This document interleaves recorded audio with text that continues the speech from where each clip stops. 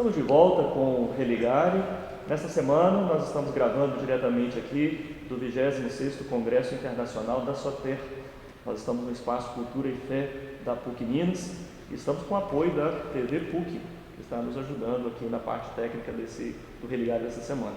Nossa convidada é a teóloga Maria Clara Bingman, professora da PUC Rio.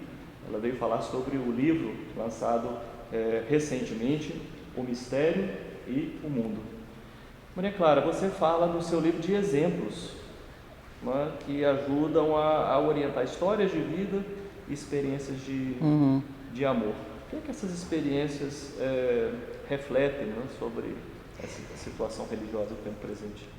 Então, primeiro uma justificativa de da importância das biografias, né? Eu acho, e antes de mim muitas outras pessoas mais ilustres que eu, Metz, Schneider e outros teólogos, que a biografia precede a teologia, né? Quer dizer, a experiência do teólogo é a que vai delinear o que será a sua teologia. Então, na verdade, no início, no princípio do cristianismo, a teologia, o pensar a fé, era feito a partir do testemunho da fé. João Sobrino diz que a gente tem que parar de fazer uma teologia tanto de textos, mas mais de testemunhas, né? Ele joga, em espanhol fica melhor o jogo de palavras, uma teologia não tanto de textos, sino de testigos, né? E é o que ele tem feito, como o senhor Romero, Então, foi o que eu tentei fazer aí no final do livro, né? Depois de ter refletido sobre e tentado diferenciar a experiência religiosa, experiência mística, experiência de Deus, experiência cristã de Deus, né? Então, eu peguei 3 casos e tentei, assim, de propósito, casos que se complementassem, né? Que fossem diferentes uns dos outros. Então, uma é Dorothy Day. Muito pouco conhecida no Brasil, não tem nada escrito em português. Eu fico tão impressionada com isso. Em espanhol tem um livro de muitos anos atrás. Bom, ela viveu 80 anos, de modo que tem muitas coisas que ela escreveu, que foi escrito sobre ela. Dorothy Day é americana, só aí já, né? Mística mais do que contemporânea, né? Nasceu em Nova York. Depois os pais se mudaram para São Francisco, com o terremoto saíram de lá, foram para Chicago. Ela foi para a universidade, estudou comunicação, foi se empregar como jornalista, entrou para o Partido Comunista em Nova York. Teve um namorado pelo qual se apaixonou, do qual ficou grávida. Ele disse que se ela não abortasse, ele ia embora. Ela abortou, perdeu o filho e o namorado. Isso marcou ela demais, negativamente, mas enfim. Ela só convivia com socialistas e tal, protestava nas ruas, era jornalista conhecia toda aquela intelectualidade da época e tal. Até que depois ela encontra um outro companheiro, um botânico, Forster Betterham. E aí ela tem uma relação realmente boa, profunda e fica grávida. Isso para ela foi, né? E aí ela sente o desejo de se aproximar da igreja. A vontade dela de louvar era tão grande, né, com aquela gravidez, que ela então procurou a igreja para batizar a filha. Aí disseram para ela, vai batizar sua filha e não vai se batizar? Então ela começou a questionar e se ela não deveria, e efetivamente optou por se batizar e batizar a filha. O companheiro disse, eu irei embora, porque não compartilho disso. Ele foi, ela o amava muito, acho que o amou até o fim da vida. Mas ela então se batizou e começou a querer ver como que ela ia praticar aquela fé na qual ela tinha entrado. Bom, encontrou uma pessoa que tinha sido discípulo de Emmanuel Mounier e que lhe ensinou a doutrina social da igreja. Nessa época aconteceu a Grande Depressão dos Estados Unidos, as pessoas se matando porque não tinham emprego, porque tinham fome. Então ela e esse pensador francês, Peter Maurin, criaram assim, refeitórios populares para dar de comer àqueles que faziam fila porque não tinham. E também casas de acolhida para quem não tinha onde dormir, que dormia na rua e tal. Com isso ela criou um movimento, que tinha um jornalzinho que era vendido por um penny, 1 centavo na rua. O Catholic Worker Movement, e o jornal era Catholic Worker. Breve, estava tudo espalhado pelo país inteiro, Bom, isso foi assim o começo da vida pública de Dorothy Day. Depois disso ela se aliou muito ao movimento pacifista, junto com Thomas Merton, com os irmãos Berrigan, com outro, bom, e teve bastante trabalho, né? Porque os Estados Unidos nunca parou de fazer guerra desde a Segunda Guerra Mundial. Então, Guerra do Vietnã, foi presa acho que umas 10 vezes, mais ou menos, né?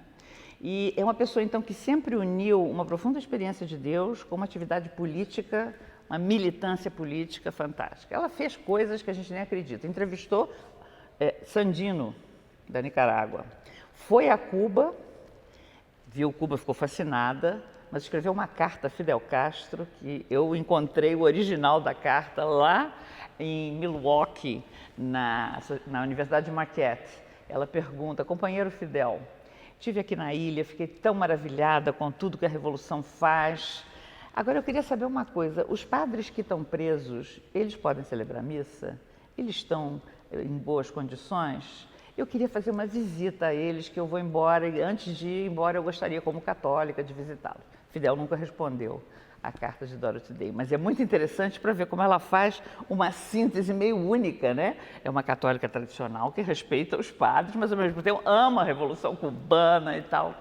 Bom, é essa mulher extraordinária que marcou realmente o século XX, enfim, é muito pouco tempo, né? Aí eu procuro enfatizar os vários níveis de sensibilidade que ela tem. É uma mulher que é contente de ser mulher, feminina, com uma sensibilidade corporal enorme, depois uma sensibilidade estética, uma leitora voraz, ama a literatura, ama a arte, a sensibilidade social, evidentemente. Ela se sente à vontade entre os pobres, ela acha beleza nos bairros pobres, nas casas, o cheiro do café, o cheiro disso. Ela diz: aqui tem beleza suficiente para mim.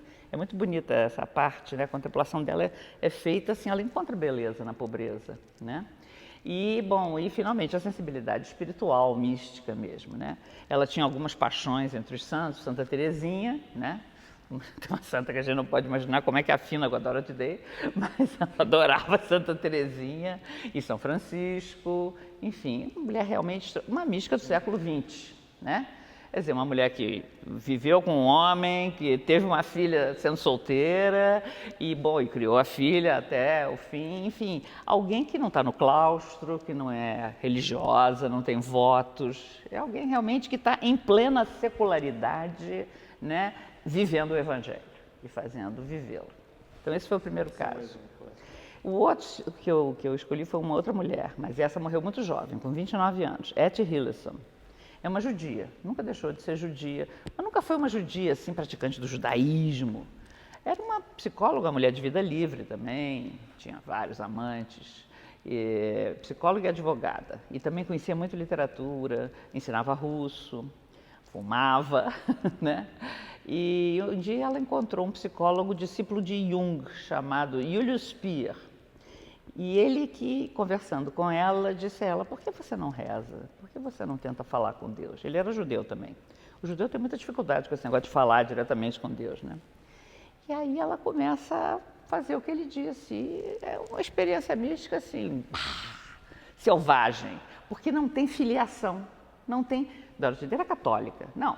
Etty Hillesum é Deus, mas esse Deus não é necessariamente o Deus do judaísmo, nem o Deus do cristianismo, embora ela seja apaixonada por Santo Agostinho, leia o Evangelho, tudo isso, né?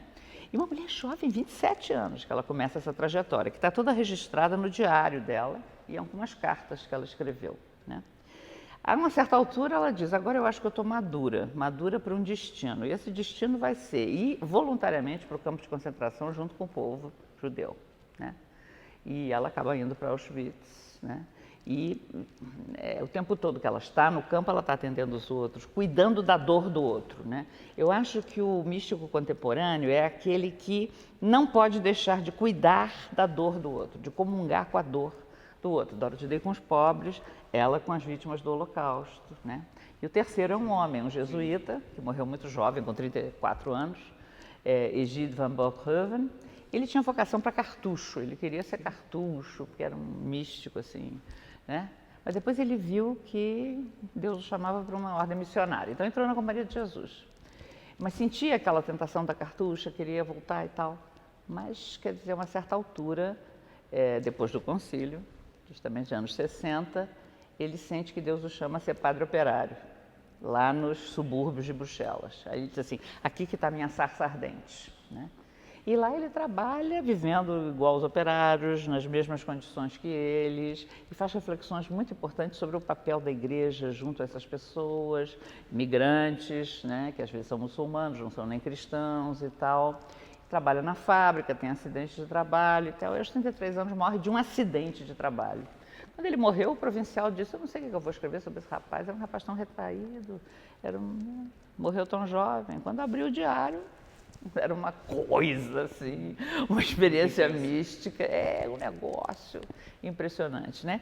Então, de novo, quer dizer, esse, por exemplo, é padre, está dentro de uma instituição, mas de uma certa maneira ele está meio em conflito com a instituição, que não foi fácil o provincial deixar ele ir para trabalhar com, ainda era no começo, né, dessa experiência dos padres operários. Bom, como esse há muitos, né? Então, eu acho que a paixão por Deus está acontecendo nas ruas, nas fábricas, entre os pobres, às vezes, de repente, até, não sei, nos cinemas, nos teatros, no mundo artístico, né? É preciso resgatar isso, trazer à luz, porque eu acho que isso pode inspirar os nossos contemporâneos, né? A experiência religiosa parece que está... enfim, pode ser vivida fora da dimensão espiritual. Isso. Não, e sobretudo a experiência mística, né? Porque mística o que é? A comunhão com o mistério. Então, as pessoas podem encontrar o mistério e abraçar esse mistério, entrar em comunhão com ele, né? Em qualquer situação, por mais secular que seja, né? Agora, sempre vai implicar uma comunhão com o outro também, sobretudo com o outro que está sofrendo. Isso aí é recorrente. Obrigado, né, Maria Clara. Se você quiser conhecer o livro da professora Maria Clara, pode entrar em contato com a nossa equipe através do nosso e-mail, religare@tvhorizonte.com.br. Nós vamos fazer o sorteio, então, do livro da professora Maria Clara. Religare de hoje fica por aqui. Até a próxima semana. Eu espero vocês.